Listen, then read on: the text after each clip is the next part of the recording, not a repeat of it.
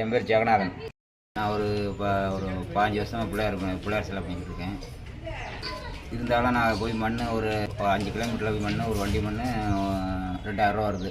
மாட்டு வண்டியில் மண். அந்த மண்ணில் வைக்கக்குலாம் அது உமி ஒரு கிலோ 5 ரூபா உமி.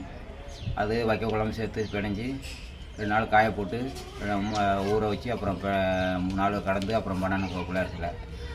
பல கிராமங்களுக்கு கொடுக்குறோம். இங்கிட்டு பக்கத்தில் உள்ள கிராமங்களுக்கு இங்கிட்டு ஆவடாபுரம் சைடு, இங்கிட்டு மணமல்குடி சைடு, கோட்டைப்பட்டினம், இங்கிட்டு தேனிப்பட்டி, புதுப்பட்டி, இந்த மாதிரி இடத்துலாம் கொடுத்துக்கிட்டு இருக்கோம். இப்படி வருஷத்துக்கு இப்படியும் ஒரு 30-40 சிலை பண்ணுறேன். நான் ஒரு ஆள் பண்ணிக்கிட்டு இருக்கோம்.